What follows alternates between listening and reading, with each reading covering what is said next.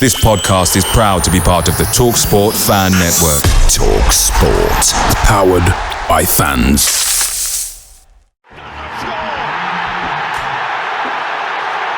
Starts with a save. To the second here. A classic counter-attack, and Gibbs White puts Nottingham Forest 2 ahead. Here's Wood. 1-0 Forest. Has made an even bigger difference there. Nottingham Forest have snatched the lead at Anfield.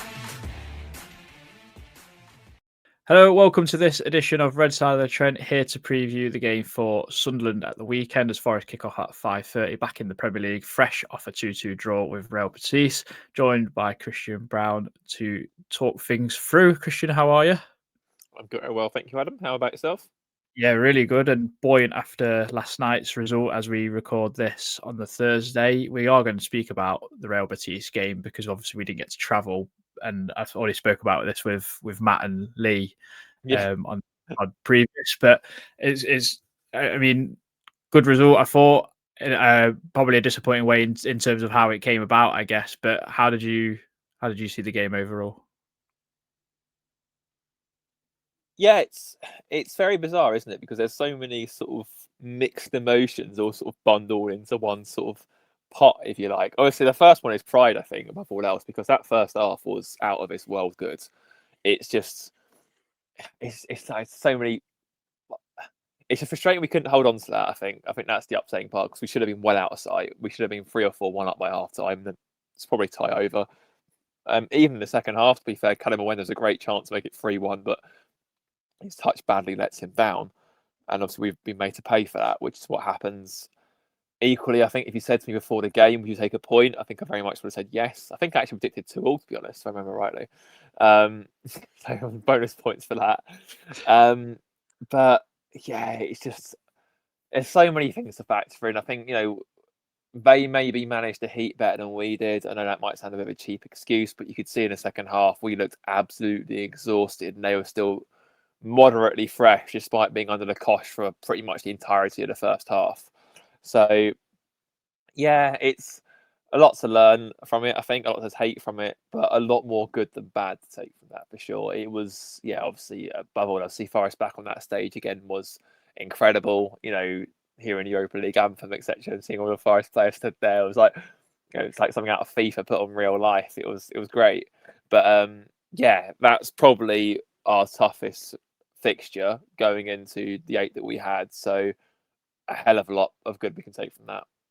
Do you buy into this narrative because of like having to score 3 or 4 goals to win a game under Ange Postecoglou? Because I know you're obviously very against the appointment, and that is our narrative here for me and you. So do you think he showed enough last night in terms of 2 different ways of playing? Because second half we was very much not backs to the wall. That's probably the wrong phrase, but we were defending a lot more than they were second half. Yeah, it kind of felt like the first half was what you'd expect from an Ange team, and the second half was what you'd expect from a Nuno team. It was very, very strange sort of split, really. But yeah, I mean, I suppose the thing is, I think I saw last season, I think we relinquished the lead 4 times, I think, all season under Nuno. It's already happened 3 times under Ange. He's not even been there 2 weeks. So that is a little concern. It's just a case of how many goals do we have to score in order to sort of keep safe and see a game out. But equally, he's only been there 2 weeks. So there's still going to be some teething issues. The players have adapted to his style a lot quicker than I anticipated. Obviously mentioned that before, but you saw it again ramped up in Betis in Seville. It's just, and I thought defensively we were a bit better at times. It just, I don't know. I know obviously Reece has the view that we were in quite control, but there was a bit of an air of inevitability about them getting that equaliser. The way we couldn't keep the ball, the way we're constantly being pinned back. It was, it felt like it was coming, which is a slight concern because, again, like I said a minute ago, like how many goals do Forest have to score to sort of put daylight between them and their opponent? That we have to win every game 3-0, for example, or have a 3-goal head start before we can sort of start to feel assured. it'll come in time, I'm sure. But yeah, I wouldn't. Yeah, I think it is a little bit of a concern.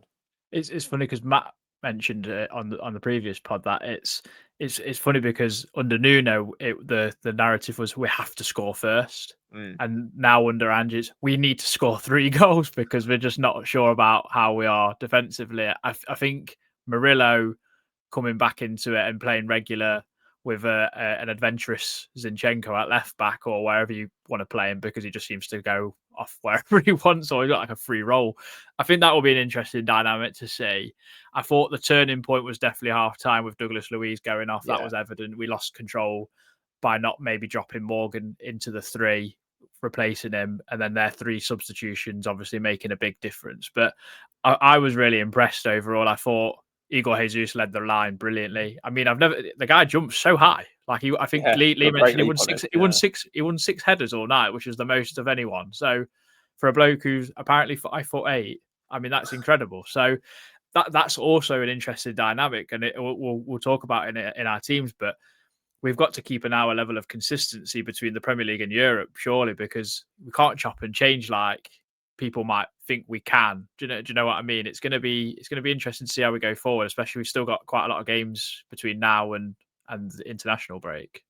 Yeah, for sure. I think there still will be some changes going into Saturday. I'd be surprised if there wasn't, but it kind of feels like changes made out of opportunity rather than necessity, if that makes sense. For example, I think that I'd be very surprised if Hutchinson didn't start right wing on Saturday. And to be honest, I think he's probably got a good shout of making that shirt his, or at least domestically. Cheers, Nuno. But yeah, just because of back where I feel in the last 2 games, Burnley and Betis hasn't really grabbed that opportunity that I thought he would have done. And then I know I said previously that I don't want it to be a case of, especially if the new boys have got to sort of settle in and find their feet. I don't want it to be a case of, oh, you played bad, you're out, for example. But given the level of competition for shirts, it's gonna be quite like that. It's gonna be on a knife edge, I think, for some of these players. So I think it'll be Hutchinson's goal on Saturday. Personally, there might be a few other changes around the team as well. Sort of, like I said, I reckon Savona in some capacity will feature, even if it's only for half an hour, depending on how the game's going, of course, just because Williams towards the end of that game looked like he was running through treacle. He was just absolutely gone. So obviously with Midgetland on Thursday coming up as well, we'll probably have to keep an eye on his sort of workload to make sure he's not going to burn out or whatever else. So there might be a few opportunities like that spring up, but yeah, I can't see it being majorly wholesale changes. I would expect it to be Sangare and Anderson in midfield, depending on Luis's hamstring. I would mostly expect it, if Murillo's fit, I imagine he'll come back into the back 4 because just, again, that is more out of necessity because, like you said, with Zinchenko wading up the pitch and whatever else. I mean, it does feel like he sort of needs someone to hold his hand alongside him defensively. And obviously with Murillo's pace, that kind of makes him the perfect sort of option. As good as Morato's been, as solid he's been in the last 2 games, he doesn't have that sort of speed Murillo has to sort of nip in and remove a danger before it comes anything more than that. So yeah, I reckon he should probably be drafted straight back in. But yeah, otherwise, maybe we'll see Wood up front as well. Or Jesus, I imagine will start, but it might be Wood that comes on. Otherwise, I think it'll be as is. It can only be a couple of changes more than anything else. Yeah, we'll get into it, but let's talk more about Betis because I was just quite surprised. We was all a bit worried about how Forest would approach, how they would go about it in Europe because of experience that other teams have got. I mean, Reece really banged on about it when Roma played Brighton, and you think on paper, yeah, Brighton will beat Roma, but they got beat 4-0 or whatever it was. I felt like especially from the first whistle, I just felt like we really settled in really well. We knocked the ball around really well. The goal we concede is, I mean, I'm surprised they never showed a replay to see how tight the offside was, but I think on another image I've seen, it's just on. But the defending is a bit suspect, as we've both said. But our build-up play in general has been really, really impressive. I know we're used to playing on the counter, and it's unusual to see what we're doing at the moment. But I'm having a lot of fun to start with. I know conceding conceding goals is not fun, but going forward is fun. No, absolutely. I mean, with regards to the goal that they scored, it was a bit of a sucker punch, I felt, to be honest. I felt we started quite all right. But I think, I can't remember who it was that said it out, actually. It might have been one of the pundits won the game, I can't remember who now.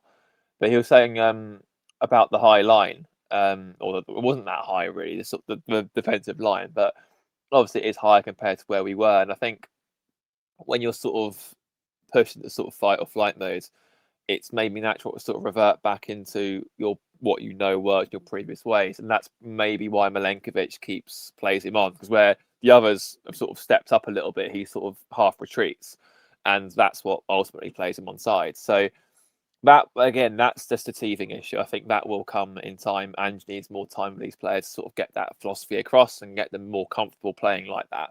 But so far, they've mostly adapted to it. It's just the odd occasion that sort of seems to catch us out. Unfortunately, it feels like whenever we have these odd occasions that the other team scores, which is very frustrating because it doesn't ever really seems just. But in an attacking sense, good lord, I mean, that first half, I mean, it's one thing doing it against Swansea because obviously they're a league below. It doesn't matter what changes we make, Forest will always be expected to play not at that sort of level. Against Burnley, the narrative was fairly similar. They've just been promoted. They've been a bit of a yo-yo side, Burnley. Again, you'd expect Forest to have more of the ball and sort of pick these plays apart and whatever else.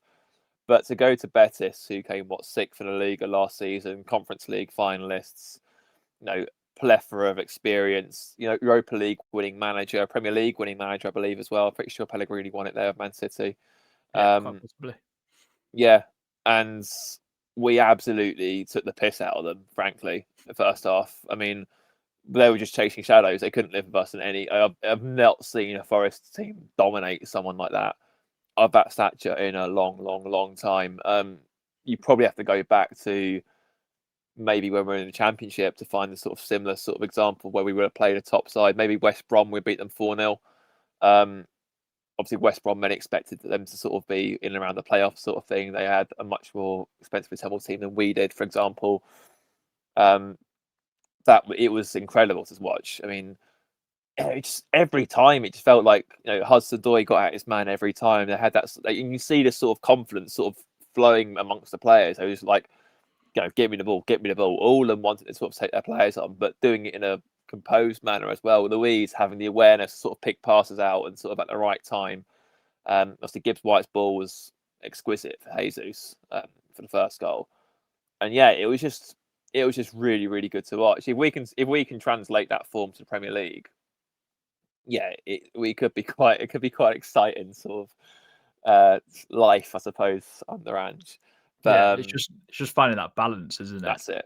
Yeah, the other side a risk of reward things. element in it. Yeah. Yeah, and I think he showed he can adapt. He definitely showed it in the Europa League campaign with Tottenham. So he's definitely got it in his locker. I think Douglas Luiz, like we said, coming off was a big turning point. I thought Morgan struggled to get in the game second half, but I think everyone struggled in the second half. Personally, I don't think anyone really stood out. Elliot Anderson kind of just ran around as he would normally and just being horrible.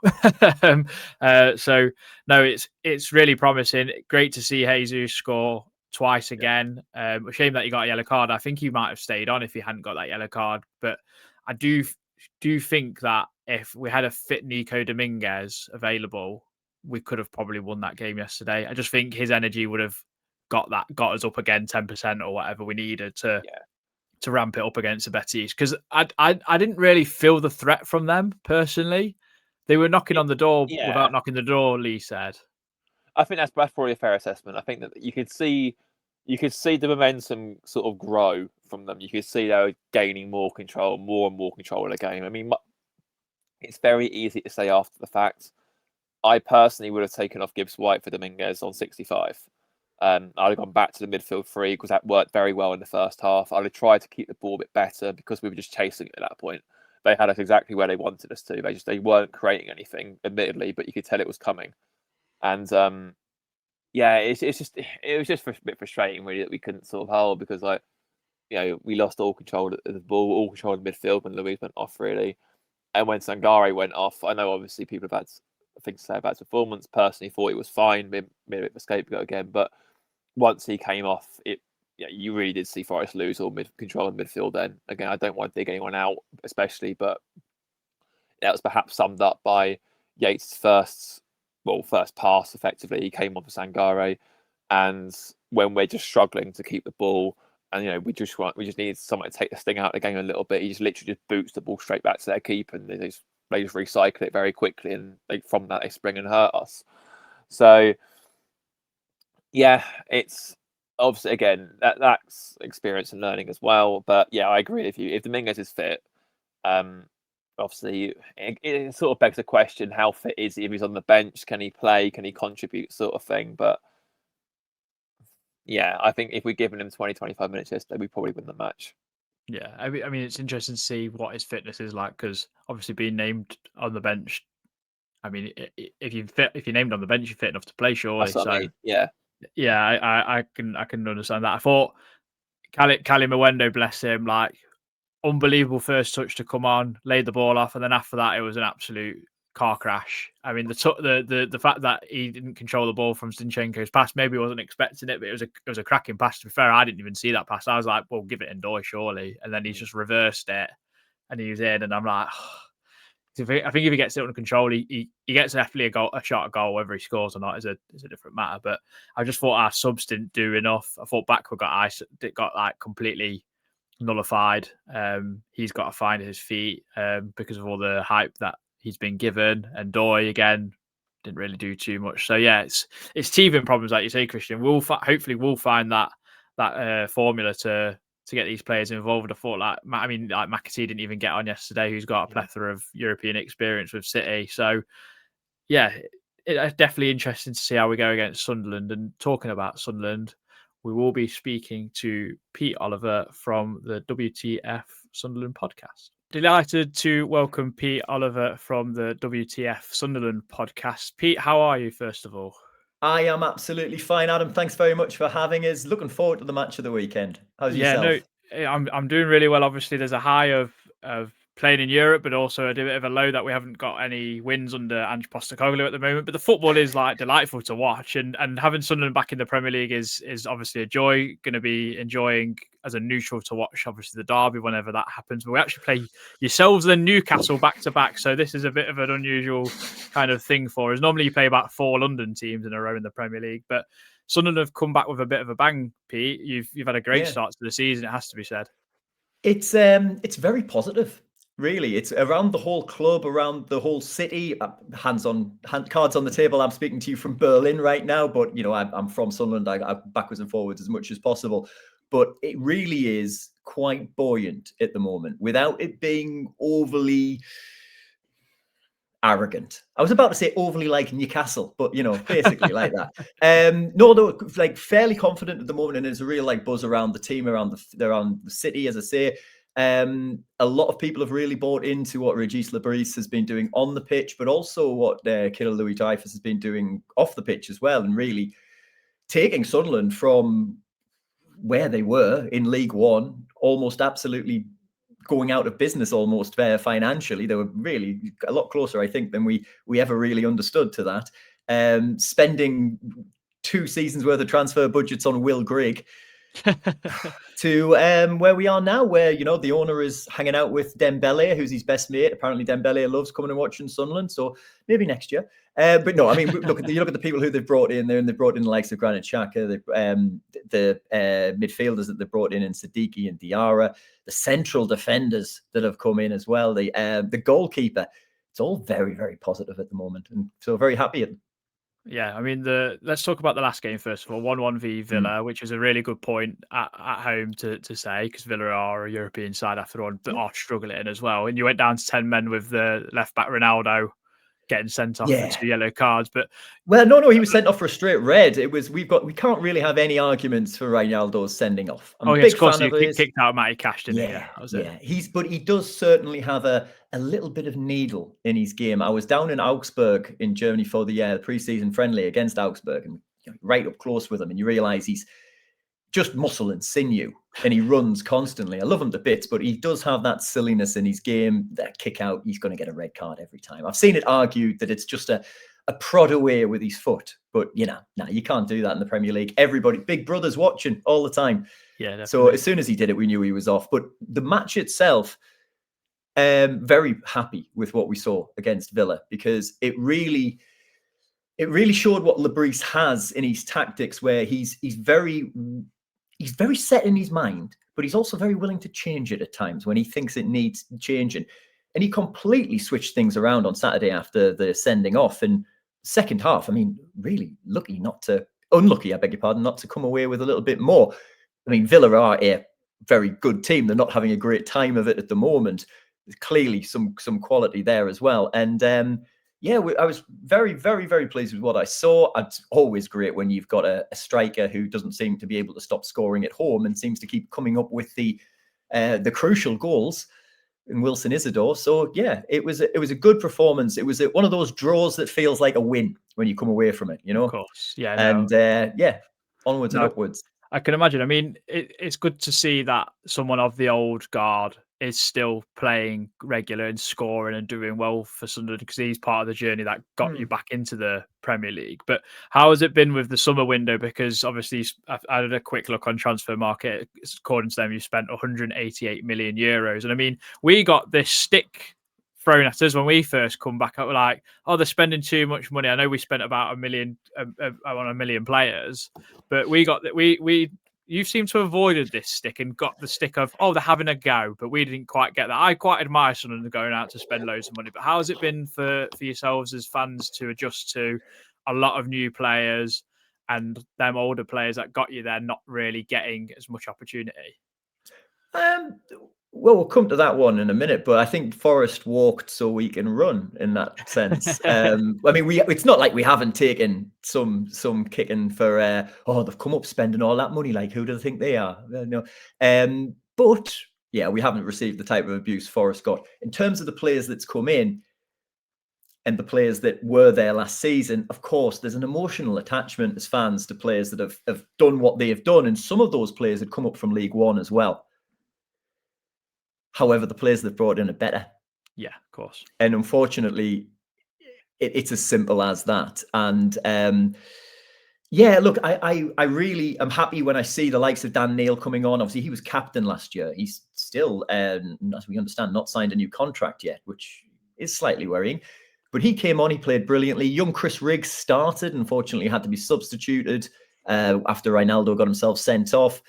You've got, Isidore was there last season scoring goals. Mayenda, of course, who scored in the the playoff final. The Champions. Yeah. I was going Champions League then. I'm getting ahead of myself. He scored in the Championship playoff final. Right, exactly, and Try Hume at right back. And he's definitely one of those that's making that step up to the Premier League. I mean, some of the tackles.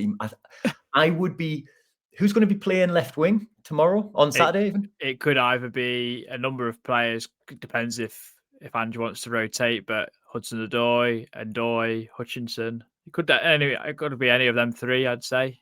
I'd be more concerned if there was somebody with like real pace, blistering pace running at him. Because Trey's got a lovely tackle in him. He's a wonderful, old-fashioned in senses fullback that tackles hard. Puts a big one in on a winger early and tries to leave a mark. I mean, Ben Bertrand Diaz, as we understand, is still suffering from a tackle that was put on him in the playoff final. So there's been a few of them. There was one, of course, last week against Villa. I can't remember who it was now. Which one of the Villa that would have been Morgan Rogers. It was Morgan Rogers. It was indeed. He said something about it in the press. Yeah, he had a bit of a cry on Instagram saying it wasn't right that you put a montage of bad, dangerous tackles on. What type of example is that set in Sunderland Football Club? And then he got roundly butchered for being a bit soft. But so very happy with Troy Hume. It's been in there. I would be a little concerned after last week and him getting away with that one against Morgan Rogers. I do think he got some of the ball. He did not get enough of the ball. He did get some of the ball, not enough of the ball. But I would be a little concerned if somebody flies past him with real pace early on, because if he gets one of them wrong, he's just off. There's no way about it. No ifs, buts, or maybes. It reminded me of a tackle Matty Cash did for us against West Brom, where he took a lot of the ball, but he took a lot of Filip Koronovic in the makings of it, and it was like, yes, this is full blooded, and this is what we love. I'd laud a tackle like that if it was Nico Williams, or I laud it from Elliot Anderson every week, nearly every time, because he absolutely destroys people in the middle of the park. But just going back to those summer transfer players that you've brought in. Is it obvious to say that Granit Xhaka has been the one that stood out, or has there been someone else that's kind of gone under the radar from us peasants that don't watch Sunderland every week? How dare you? I thought you would be tuned in every minute of every game. No, look, Granit Xhaka is the big signing. Obviously, his name, what he's done in the game, his recognition globally as a great midfielder. He's been brilliant. Absolutely brilliant. Having somebody there that can marshal that team. In fact, it's not just the defense and midfield. He provides an almost non-stop running commentary on a game. It's a little bit like watching a film when you used to get DVDs and you would have a director's commentary. When I was at that Augsburg game, and it was, it's a smaller stadium, not as full pre-season, you could hear doesn't stop speaking from minute one till the final whistle. You be there. You need to be there. You on him. You on him. Push out. Come. Just directing on the field. I picked Robin Roofs as my signing of the summer earlier, the goalkeeper. Yeah. And I still stand by it a little bit because Anthony Patterson, who was in goal last year, great goalkeeper, local lad. If it wasn't for 2 saves he made in the playoff final, we wouldn't be where we are right now. But it's exactly what I said earlier. Robin Roofs is a better goalkeeper. He's more vocal. He's got better distribution. He's a more athletic player than Anthony Patterson. He's just been called up to the Dutch national team. Edwin van der Sar is touting him as a future Dutch number one that's going to be around for a while. He must have had a hard paper round as a kid. I'm no oil painting, but he's 22 years old. I doubt he's had to show an ID in a long time. Fair enough. No, it's nice. But if I was going to pick some others out, and we go through them, because there is quite a few that we've been really impressed with that have come in. Siddiqui in the middle of the park. As a central midfielder, does not stop running, covers every single blade of grass, and he must be awful to play against. I know nobody gets any time on the ball in the Premier League, but you get even less with him around because he's on to every little thing to break it up. And once he's got it, turns it around and get it going forward. You're not going to have Diarra playing against you because he's injured, unfortunately. It does seem like it might not be a wonderful one because he's out till December. And then obviously it's African Cup of Nations, so he's going to go away for that. So that might be a bit of a loss for a while. But I think out of the players that have come in the summer, we haven't even touched on the central defender Alderete yet. Absolute Omar Alderete, who's the Paraguayan international. It's been a revelation at central defence. Everybody was understandably concerned when Dan Ballard had to step out because he was injured. We then had I am going to mess up his name here. Nori Mukalele. Right. He says it's an interesting one to say in a Sunderland accent. You just got to plow through, say it with confidence and plow through it. Nori Mukalele, who came in he's signed from Paris Saint-Germain, but he was on loan by a Leverkusen with Xhaka last year. And as soon as Sunderland came in and were around, he was like, yeah, I want to go there. He's a fantastic footballer. He was one of those that, when they signed, I was thinking, don't know much about him. Hope he's okay. Wonderful. Revelation as a central defender. So there's quite a few. Obviously, there was quite a few players came in, but there's quite a few that we could pick out as being, these aren't messing about. These are real Premier League footballers. Well, okay, they are literally Premier League footballers as in they're playing in the Premier League. But as far as I'm watching them, thinking you don't look out. The biggest compliment I think I could pay the Sunderland team this year is that they have not looked out of place in the Premier League against who they've played. All right, we can say, because they've played nobody, but because that's what everybody says about Sunderland at the moment. They've not played anybody. They'll be down in the relegation zone once they've got to play the big sides. But let's see. Yeah, definitely. No, I think I give Sunderland a good chance, especially being at the Stadium of Light, and I think that crowd has really got your team's back majority of the time. I had the pleasure of watching the Sunderland Until I Die documentary and kind of I got a lot of I had a lot of sympathy for Sunderland of what they were going through. Although, like the previous chairman or owner, I can't remember. He was very David Brent. Brilliant TV. I mean, I can't imagine what the TV would look like if it was on Forest for the last 4 seasons. Because even though it's been good on the pitch, it's still chaos. As you probably imagine. You're interesting off the field. I'll tell you that one. Interesting on the field as well. After I watched the European game last night, ahead of coming on here, I watched the European game ahead of coming on the show. But yeah, look, Stuart Donald ultimately, I don't think was a bad guy. No, but he was so out of his depth. I think even he would admit he was so out. Coming from Eastleigh to Sunderland is a big step, and I know what the incarnation of Sunderland that he came into wasn't what it is now. But still, it was such a step up for him, and it was too much for him. I remember being at the Pizza Cup final at Wembley, and I was with my old man, and we were in the fancy bit in the Wembley Hilton because I'm doing all right for myself. And the Pompey team were in there. We're playing against Portsmouth. We were talking to some of the Portsmouth coaching staff, and they're like, "We know this guy. He's not got the money." Like we were so shocked that he's involved with a team in this league, never mind a team like Sunderland, because he doesn't have the cash. Ultimately, he didn't. One of the best things he ever did was sell it to KLD, and Louis Dreyfus is taking it really, really far, very quickly. So in a similar way that your man at Forest has, whose name I'm also going to butcher. Thank you, Marinakis.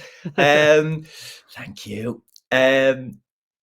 He came in with a 5-year plan or something like that, wasn't it, Marinakis? And he said, "I'm going to do." No one knows what that 5-year plan was, though. It was just kind of let's just get to where we need to get to. I think, in a sense. Yeah, and honestly, I think the Sunderland fans were exactly the same when we heard from Kirill Louis Dreyfus saying, "Got a 5-year plan, Premier League established, this, that, and the other." We went, "Aye, all right, yeah, whatever."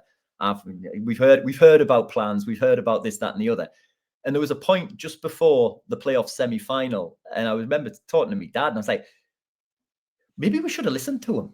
I think just because we've been so badly treated by people coming in and going, "We're going to do this, that, and the other and take this club back to where it needs to go," and we just became kind of blasé about it. He came in and has been saying that since the beginning, and so far it's going all right. Yeah, no, fair play. I mean, how do you see the game panning out, Peter? Honestly, tight. I mean, because it's first game we've had for 4 games at home, and then it's Ange's first game, and it's very Marmite with how people are perceiving him. So I'm interested to see how. I thought he would have been kind of embraced. I mean, I don't honestly. I love Nottingham Forest as a football club, as an institution. Obviously, Brian Clough's relationship between Sunderland and Forest is a big part of that. Also, Martin O'Neill as well, who has huge links with Sunderland, and. But I forgot the point I was trying to make. I'm so sorry. It was just about because you were surprised about how Ange is being perceived, I think. Oh yeah. I thought he might. I don't know a lot about what went on previously, but I thought that he would have, because things didn't seem like they were going great between Nuno and the owners. So it was clear to everybody watching from the outside that a change of manager was coming. So to have Postecoglou coming in, you're playing in the Europa League. He's won the Europa League. He does win things wherever he goes. Yeah. And I thought that might have been something you like. I mean, I'm quite glad he's come in and we're playing his next, because he does like that high line.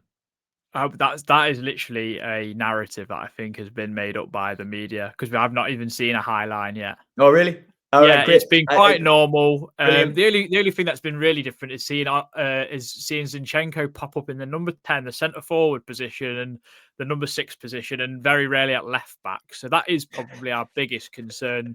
If Sunderland keep players high and wide, and if we win the ball back, players that are high, wide, and quick. Yeah, so that is my only worry. And if Murillo's not back in, because he would be the one that could cover the ground basically and mop up, and he's a centre half that is a joy to watch, and that not said very much in football about centre halves. But yeah, no, I think it's going to be an interesting game, purely because I don't know what the atmosphere is going to be like. Although last night, as we record this, was the Europa League game against Betis, and it was a positive result, although we conceded in the last 5 minutes. I think a first game in 30 years in Europe, and you play how we did, where we should have probably been 3 or 4-1 up at half time. I think it's quite positive to go off and a base to build on, and it lends itself to be a really good game against Sunderland, because I expect the away allocation to get sold out. It's a Saturday night. People would have been it drinking was- for it was majority of the sold- day.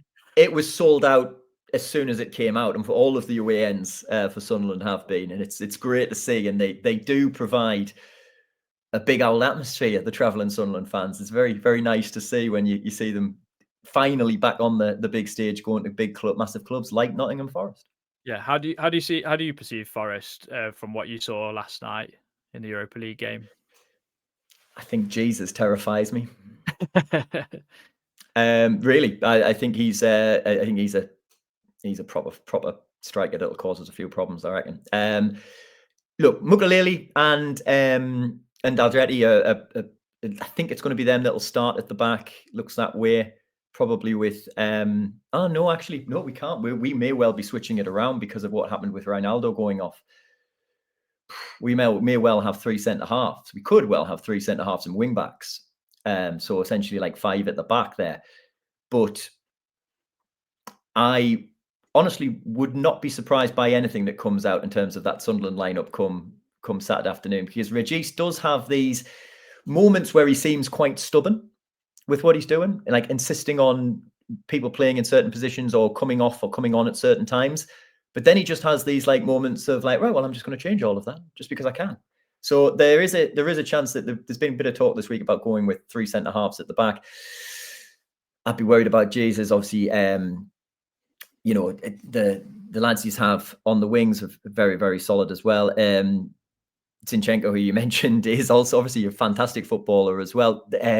Nico Williams. Look, I could keep on naming your players. This is the thing we've realised since we've come up into the Premier League. And I realised it for the first time when the fixtures came out and we did our like live reaction pod. And I realised, oh my God, every single game is a massive, massive match. Yeah. Because these are you're playing against teams, like yourselves playing in Europe. Everybody is fighting for something in the Premier League. I think it seems very different to the days when Sunderland were last there, or in the previous times when they had like a good stint in the Premier League, where, for all intents and purposes, there were teams there to make up numbers. Everybody seems to fight for something this time around. The amount of teams that can fall into a relegation battle is very, very large. And I think in what we've seen in the last few years with some teams coming through and surprising people into European places also makes it much more exciting. But yeah, look at every single team we come against, I'm like, oh Christ, is it these again? Right. Okay. But it'll be an odd goal in it, or it'll be a draw against Forest at the weekend. I think it's there's only the odd goal in it, I think. I mean, I should never make predictions because this is setting it up to be an absolute goal fest whitewash. But I'm going for either a draw or the odd result in it. A draw would be a massive result for us. I'll tell you that much now. I mean, do you expect yourselves to be quite open? Because I earmark this as a game that Sunderland would probably look at because of how many players you've got potentially going to AFCON, that you might have to try and go out and win this game. And it's a game where you probably go, well, they've just played in Europe. It's an opportunity to go and get something at the City Ground. Would you agree with that? Or do you think Sunderland was sitting quite tight and try and hit on the counter? I would expect both of those things to be true. That's all right with you. I would expect, not to be Pollyanna, but I would expect that Sunderland will ultimately try it. They're very good without the ball, is what we've realised as well. They're more than happy to let the opposition have a bit of the possession, as much of the possession, and they're very good on a counter. With Isidore, with Mayenda, Talbi, Adringa.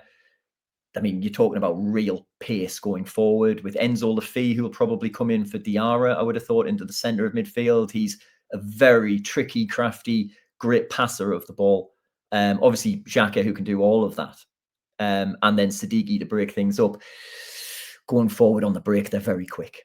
And Isidore has been finding the net. Mayenda has also scored. So, it's I'd be confident about Sunderland on the break. They're very good with that through ball that they're able to get between the lines. And as I said, both of those strikers are incredibly pacey and very strong. I suppose you've not really seen much weakness then from Sunderland because of the start you've had as well, other than the blip against Burnley.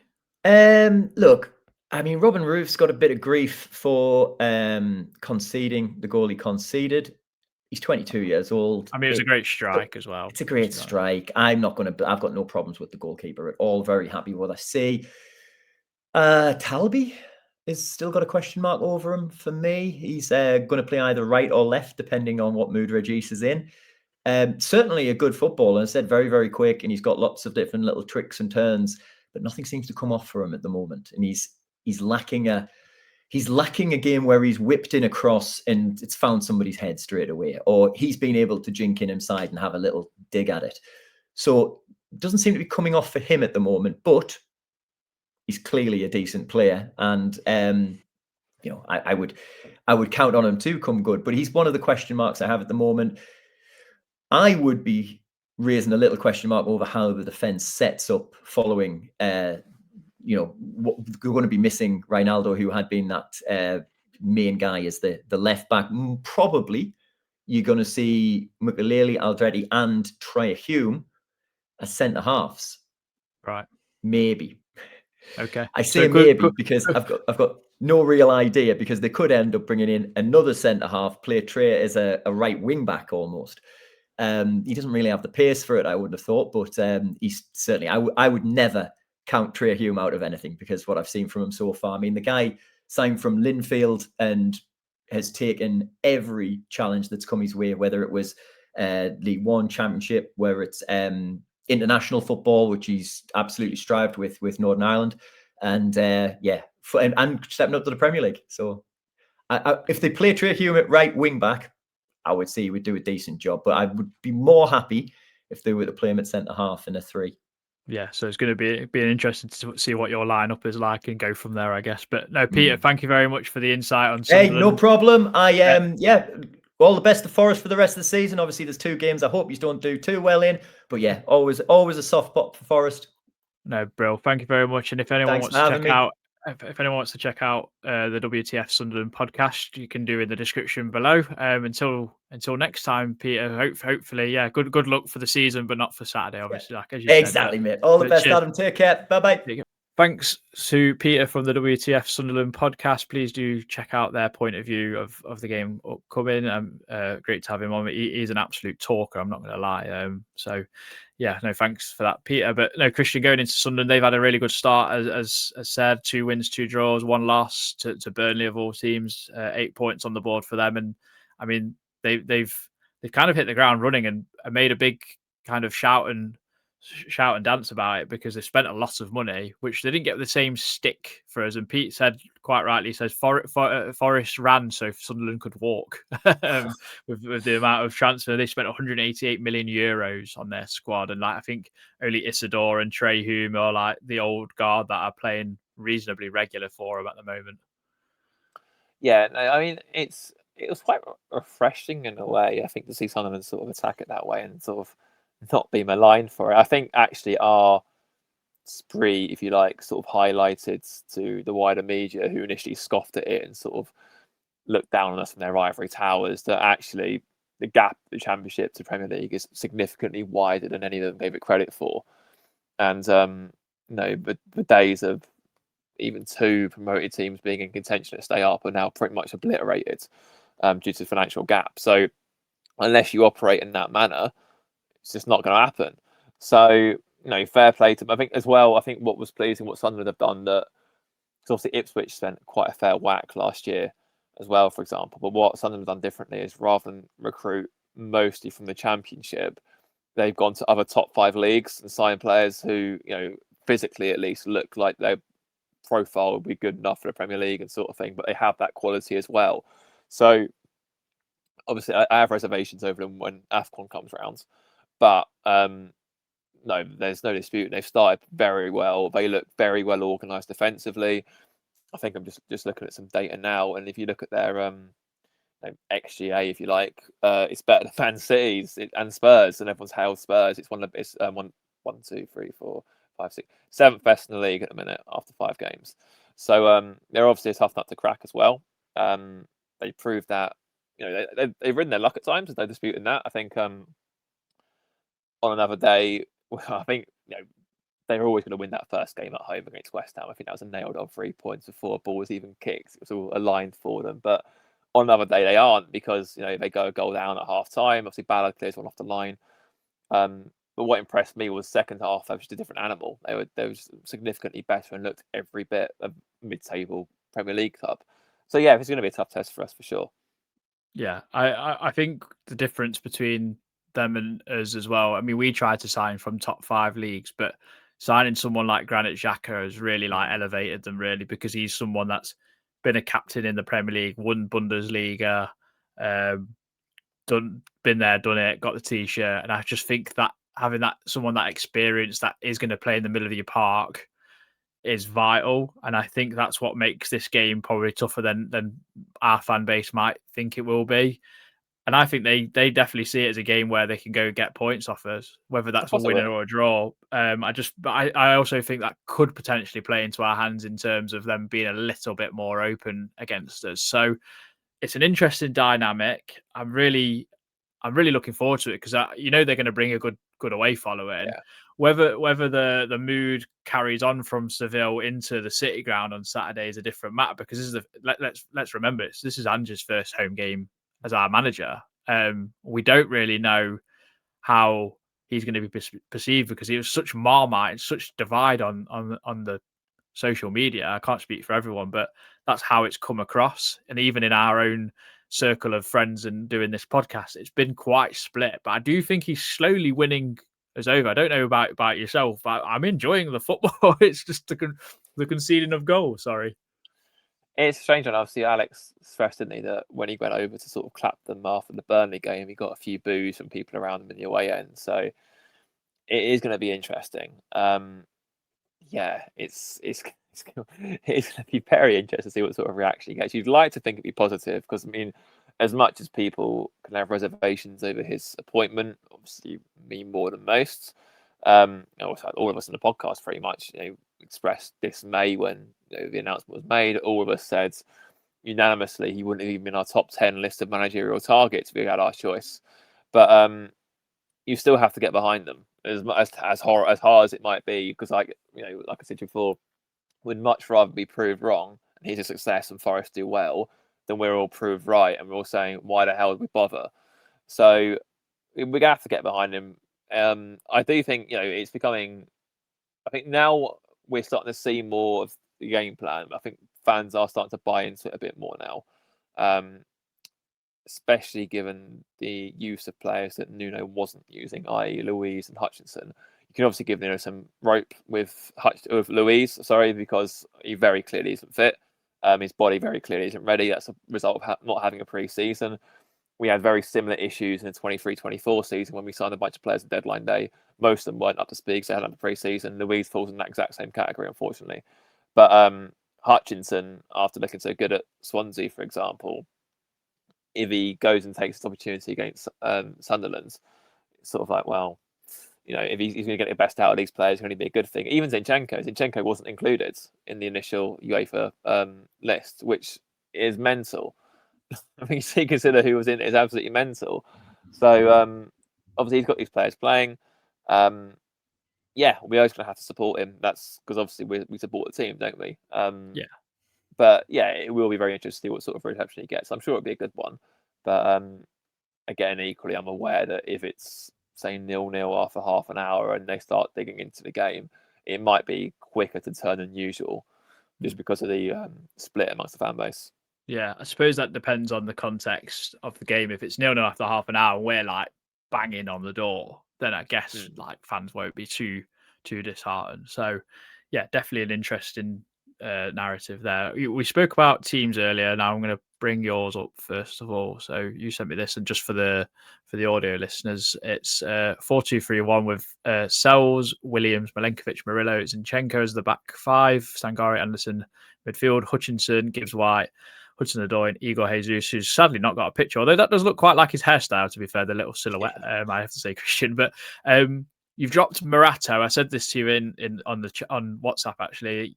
Interesting that I thought you drop him Morato, because he has been good. He's back to his dormant ways, but you can't not play Morello either. It's very difficult because it's going to be really, really interesting to see how that works with Zinchenko obviously wandering off into wherever he does, and Murillo being able to do that covering and be more comfortable probably going into fullback positions, I guess, to mop up. So what is that your thinking or what? Because Milenkovic obviously went off with a bit of cramp against Betis as well, didn't he?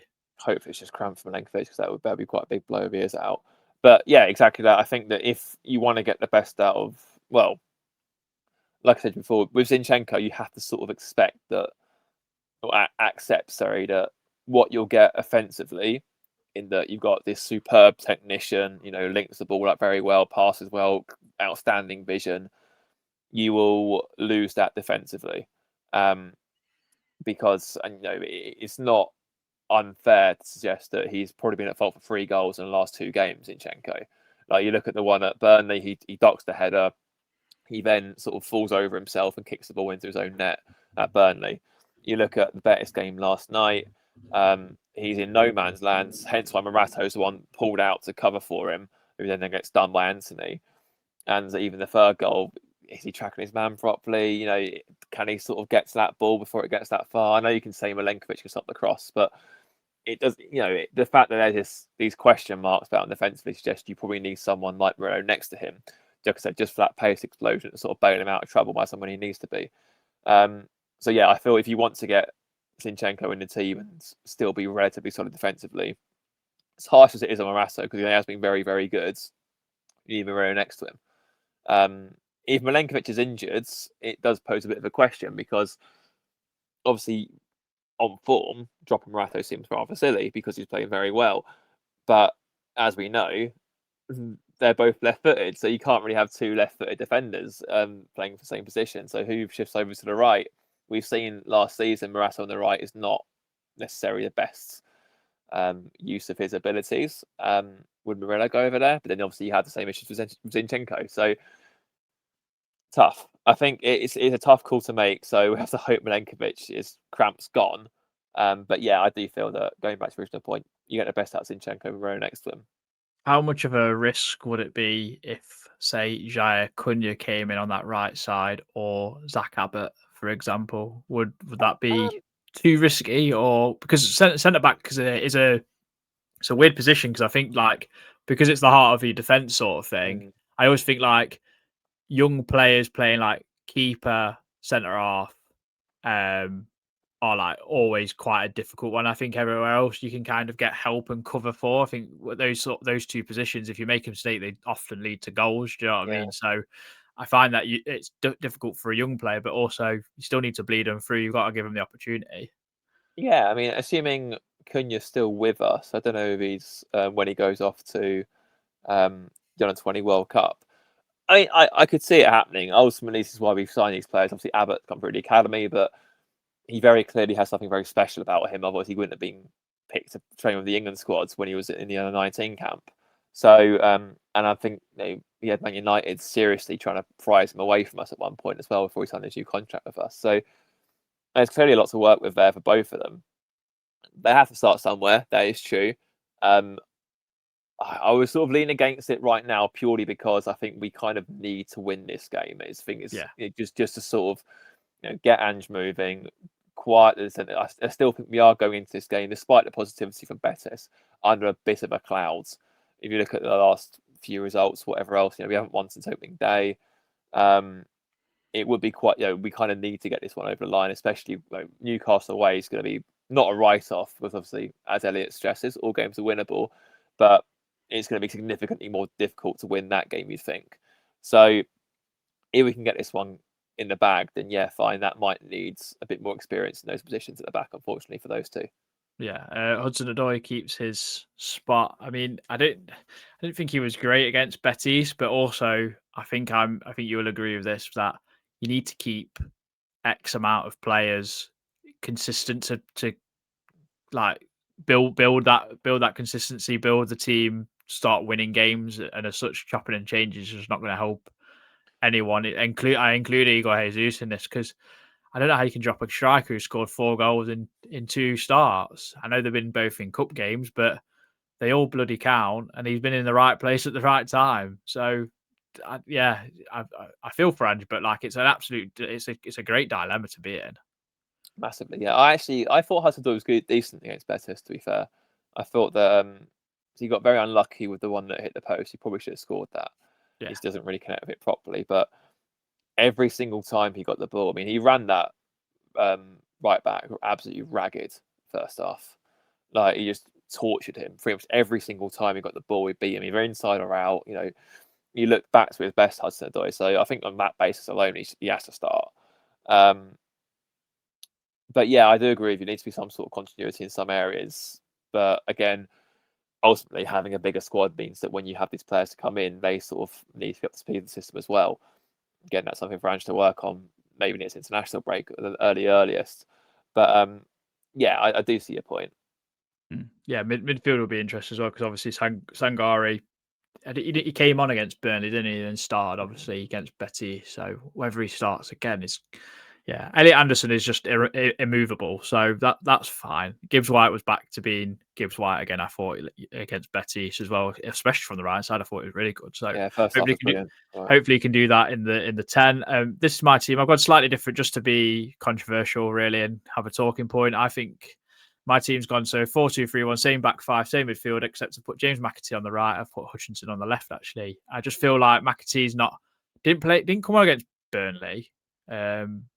So then I just thought, well, maybe Ange is thinking a bit of something slightly different, and maybe he's seen something for the Sunderland game where he sees McAtee being able to play off that right hand side.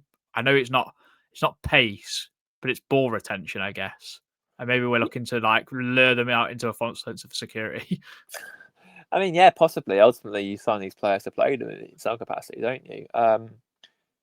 It's just that right hand side is strange. I would have thought by now that it doesn't necessarily help that Hutchinson was so good on the left against Swansea either. But I'd have thought by now there would have been some sort of hierarchy established between Hutchinson and Bakwa on that right wing sort of slot. Obviously, we all thought Bakwa was going to run away with it after that Swansea game, but yeah, fair enough. He was a bit unlucky to score against Burnley, but I thought it was quite, like I said about the subs yesterday, I thought it was quite ineffective against Betis, bless him. But so McAtee can play out there. It could be worth a go. There's no disputing that. It'd be interesting to see how he would link up with Gibbs White in that area. In fact, it could be quite a fluid front three, really. So, yeah, why not? Without Sarkis go. Yeah, definitely. Why not? Yeah, definitely. No, I agree with that. I mean, just it's gonna be. I ain't got a clue. It's quite nice to not be able to predict the team every single week, because that's what you could do under Nuno. You could predict, because you knew you weren't going to use his depth. So yeah, definitely. I'm going to be intrigued by 4:30 or whenever the team will come out for the game against Sunderland. I'm eagerly anticipating it. We definitely need a win. I don't know if it's a must win, but it's definitely one we should earmark as 3 points, to be honest, no matter how well Sunderland have started. I think it's probably a must win for Ange, to be honest, more than anything else. In the grand scheme of things, I don't think you can be saying must win games after game week 6, for example. I think that's just hyperbole. But yeah, I think just to sort of get some of the centres off his back, I think Ange probably needs to win this game. Even last night, I saw someone in a comment saying,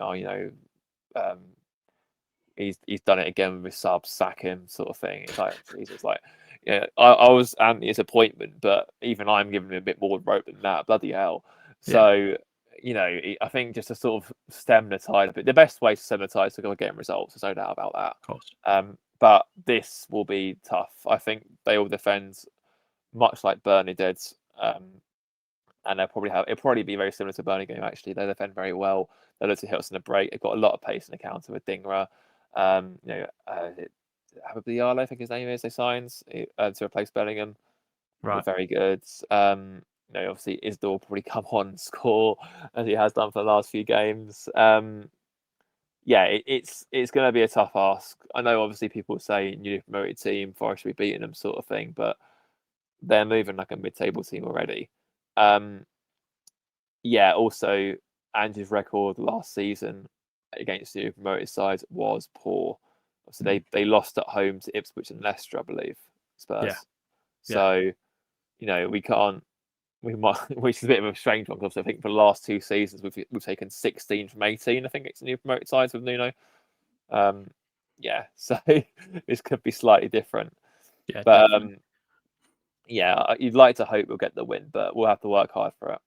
Yeah, definitely. I don't think it's going to be an easy game at all. What's your score prediction, Christian? a very, very nervy 2-1 Forest win. Okay, I'm going for 3-1. I just think we might actually score a third goal to seal a victory against Sunderland. But yeah, it's going to be a tough game. No bones about it. It's always tough in this division. So yeah, no. Thank you very much for joining us. If you've enjoyed it, do drop a like and subscribe. Hope you've enjoyed the segment with Pete from WTF Sunderland podcast, and check them out as well. But we'll see you in the next one. I will not be here for the review. I'll be running the half marathon, well, attempting to. I'll probably be dead halfway up, like I don't know, somewhere in Woollerton Park potentially. So yeah, if you see an out of breath me, send help. But no, thank you very much. Hope we're celebrating a win. Christian and the guys doing the pod on the Sunday. So until next time, come on, you Reds.